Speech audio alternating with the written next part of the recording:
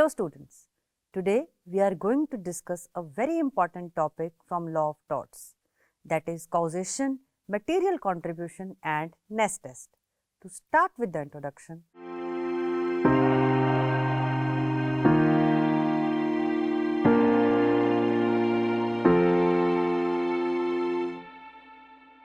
Tony Honor and H.L.A. Hart proposed the necessary element of a sufficient set, that is NESS test, as a test for causal coherence in causation cases. It captures the nuisance of the term causation and has its origin in the writings of David Hume, a Scottish philosopher. To paraphrase Hume, we don't learn about the causes through our senses, we have to infer them from other evidence. Instead, he argued that we can only infer that events occur in a certain order based on the fact that they have occurred before, a relationship that is not only consistent but also necessary, based on the frequency with which this sequence of events has occurred. Whether through education, which imparts the causal knowledge of others, or through analogous reasoning based on such observations, it is possible to acquire causal knowledge or belief. In tort cases, the NESS test is essential to comprehending causal coherence. The NESS test is reduced to a necessitarianism because it necessitates that the sufficient set be necessary for a particular consequence. However, Hart and Honor's version of the NESS test is flawed in another way by apparently requiring that a duplicative or a preemptive cause be sufficient in conjunction with the background, excluding the duplicated or preempted condition. They blur the distinction between duplicative and preemptive causes. The but-for test is the most common standard for determining whether or not an act, omission, condition, etc. caused an injury in a tort case. Students, according to this standard, an act is a cause of an injury if and only if, but for the act, the injury would not have occurred. However, there are cases in which assuming that the duplicated act directly caused the harm would be erroneous. The term overdetermined causation described situations where it is impossible to say for sure what caused an injury. While some have stuck to the substantial factor formula, others have used an unwritten common sense standard as a middle ground. Now, we will discuss material contribution.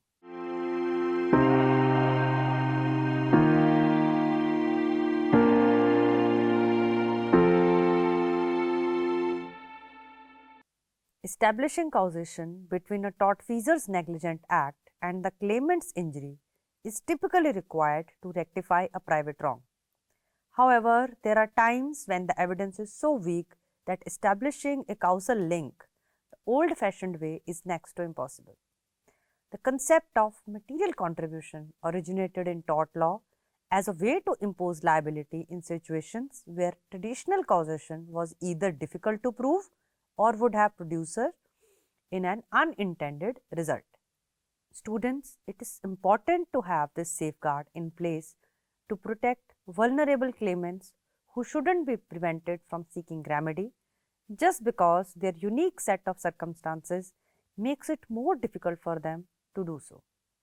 The underlying principles of protecting the claimant are consistent even without direct causation, as demonstrated by a comparison of traditional factual causation and material contribution. In tort law, material contribution is used when the but-for test is insufficient to impose liability where it is desirable, despite the fact that it is not a traditional set of causation. The injured party may still be able to prove that the defendant's carelessness played a role in bringing about their condition.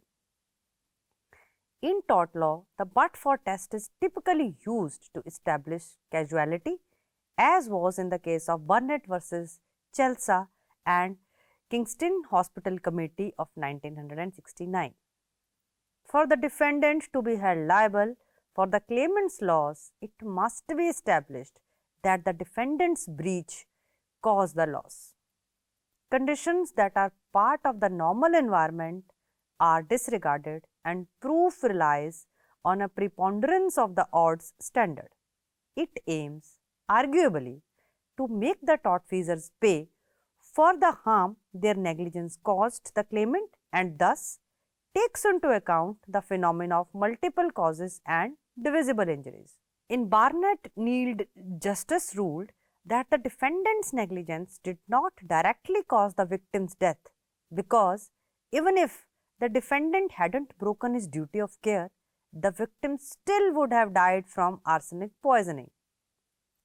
An extremely unlikely lawsuit that could have benefited from the detailed description is one in which the plaintiff seeking the damages which might not have happened had the smoke and the debris not been precisely positioned to contribute to the happening. The detailed but-for approach would even the smallest of a harm were sufficient to make the defendant liable for the entire harm. Let us discuss the jurisprudential inferences on this issue.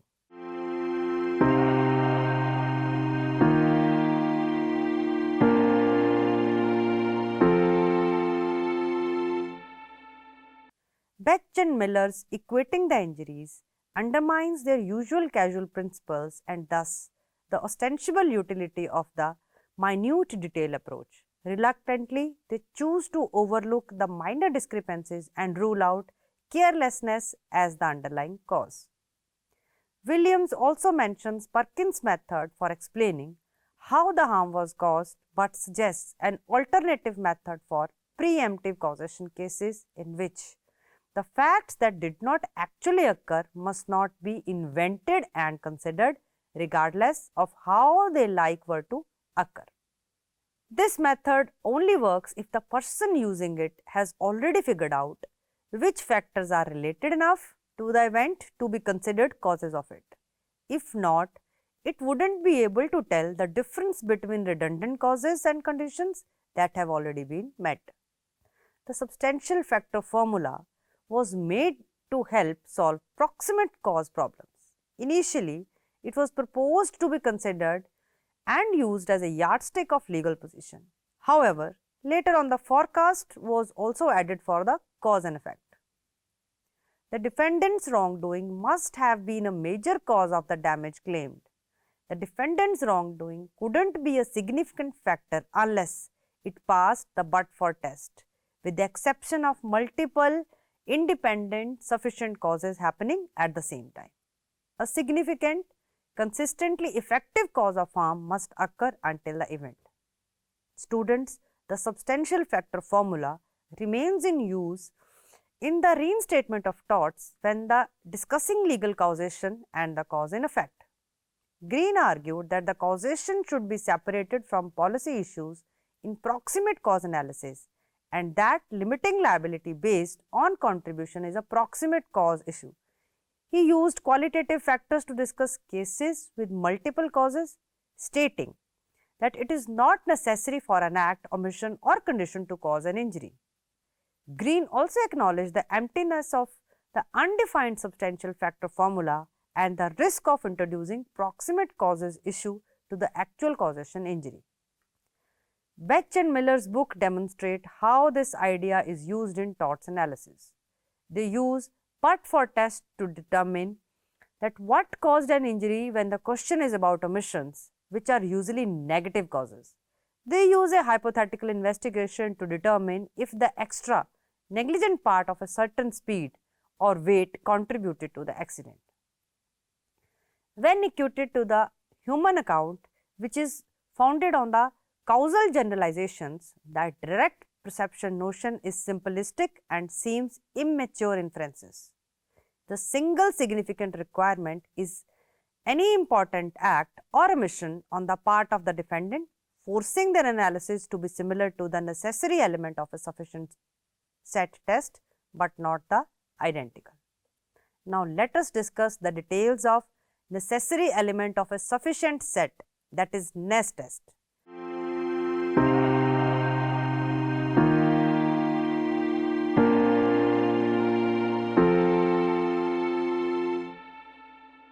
NESS test, originally proposed by H.L.A. Hart and Tony Honor, incorporates the essential notion of the necessity while placing it under more fundamental notion of sufficiency.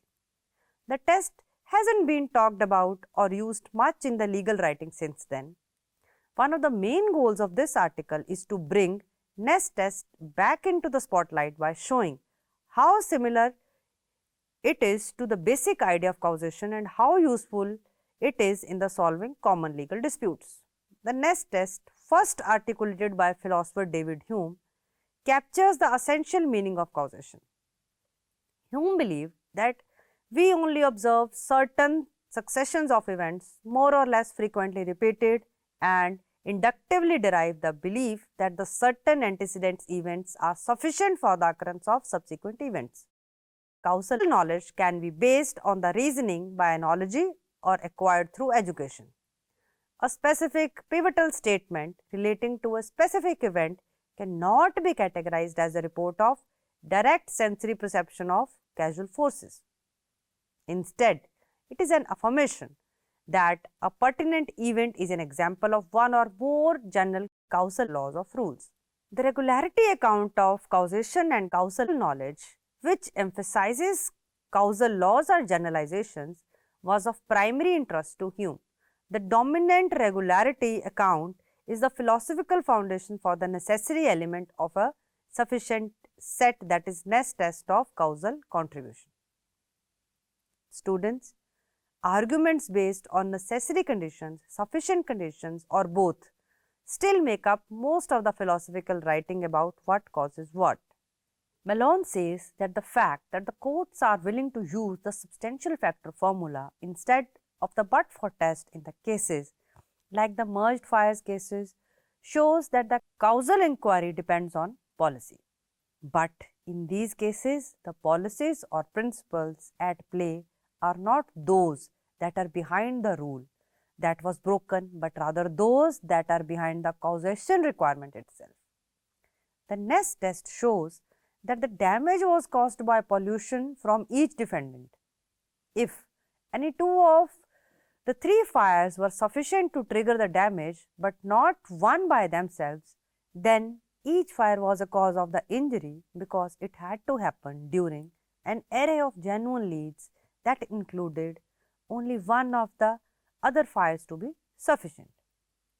Students, the NESS test could demonstrate that a small blaze that took on a big fire caused any damage that the two fires did together. The issue of whether the individual who recklessly commenced the tiny flames ought to be held accountable for some or all of the damage caused by the two fires is a question related to policy or principle that falls under the heading of damages. Students, The idea of a weak cable is based on the same idea. For example, C cut a few of the strands of a cable that could hold up to 1 ton of weight without breaking. This made the cable weaker so that it would break if a 1 ton load was put on it. A set of actual previous circumstances, including a cable with the capacity for a load of at most 1 ton, required these overloaded of the cable to be sufficient. However, fact that the weakening made the cable load capacity less than 1 ton did not change the sufficiency of this set. Students, in anticipatory causation, the defendant says that if they hadn't done what they did, someone else would have shot the plaintiff or stolen their stuff. If you take the restatement at the face value, this argument works unless the other factor was actively operating. Preemptive causation is when the alternative event actually happened, like when D fatally shot P just P was about to drink the poisoned tea that C had prepared for him. A set of actual antecedent conditions is sufficient to cause P's death if and only if the tea was poisoned. P drank the poisoned tea and P was still alive when the poison took effect. When there are too many causes, it is important to tell the difference between duplicative and preemptive causes. In each case, an empirical decision must be made about whether or not the tortious part of the defendant's behavior was a necessary part of a sufficient set or actual antecedent conditions, or whether or not the actual conditions stop its effects from happening. Students, now we will discuss the illustrative comparison of the causation methods.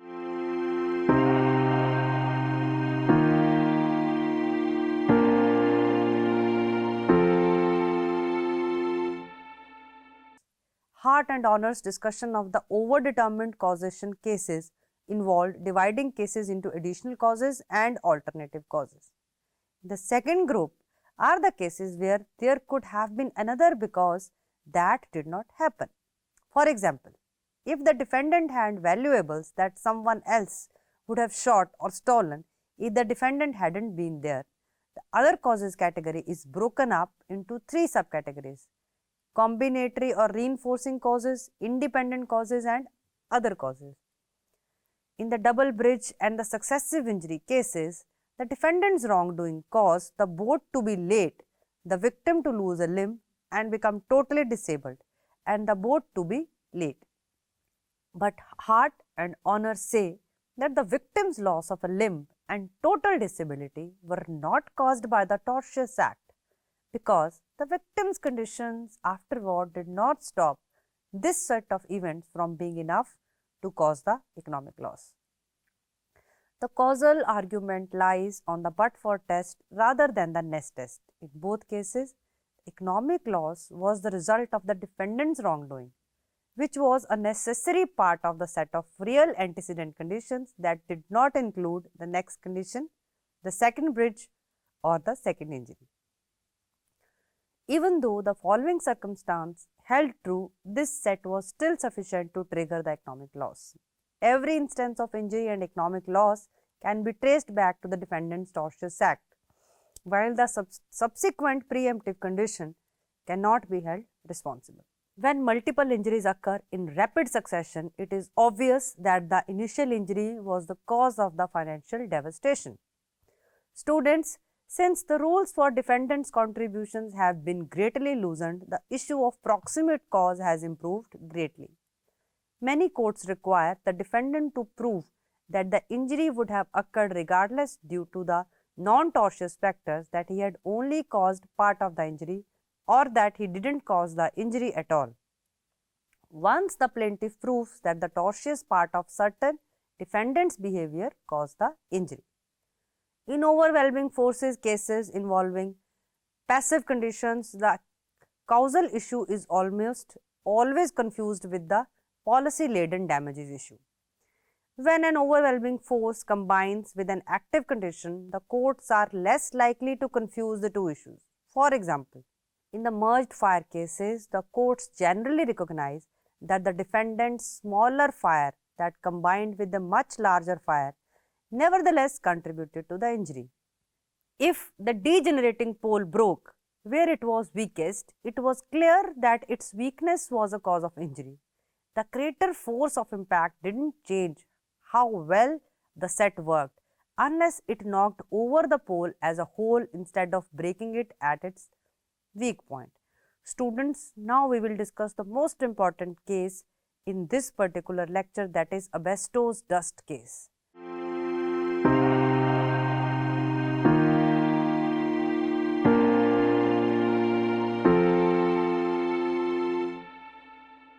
The landmark English tort law case, that is Fairchild versus Glenavon Funeral Services of 2003, addressed the issues of causation in the cases of mesothelioma, a cancer linked to the asbestos exposure.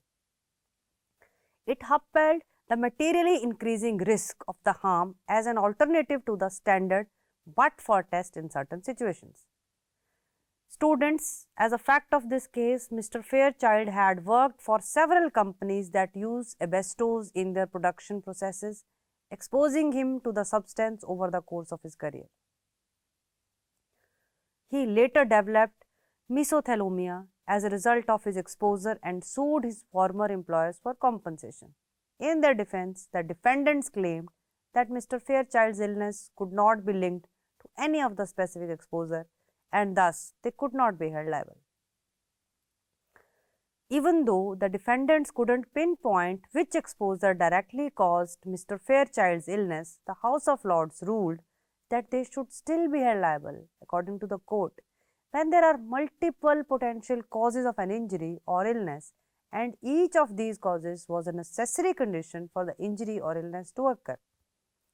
All of the potential defendants who expose the victim to the risk of injury or illness should be held liable. One term for this strategy is the material contribution test. Some have criticized the Fairchild decision on the grounds that it deviates from the well-established principles of causation in tort law. The case was ultimately unsuccessful, but it set a precedent that has been used in subsequent cases involving mesothelioma and other diseases linked to toxic exposure. In the conclusion,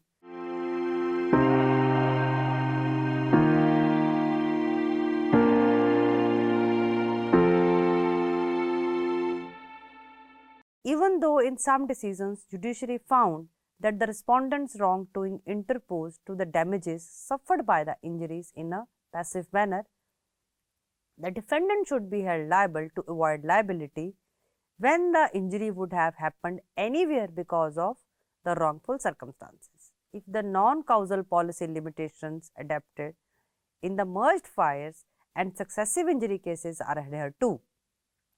In contrast, when the duplicative or preemptive conditions was also of tortious origin, the defendant should not escape liability under the usual policy limitations.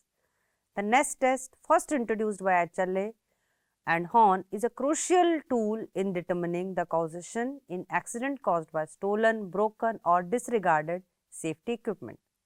It is a proximate cause of injury had the workman not had access to the equipment or could not have attempted to bring it to use. In the cases involving non-use or misuse of missing or defective safety devices, the sufficiency of the set is not affected by the failure or to repair the brakes. The NESS test not only solves the problems of overdetermined causation, but it also clarifies and sheds light on the causes in difficult causation cases that have been a problem for tort scholars for a long time. It could also be noteworthy that the courts are now deviating from traditional but-for tests for the welfare employees as it has been observed in the asbestos dust case. Students, we come to an end of today's lecture, but I would like to quote Anselm of Canterbury that, "But a problem occurs about nothing. For that from which something is made is a cause of the thing made from it, and necessarily every cause contributes some assistance to the effect's existence." Thank you so much for the patience listening. Have a good day.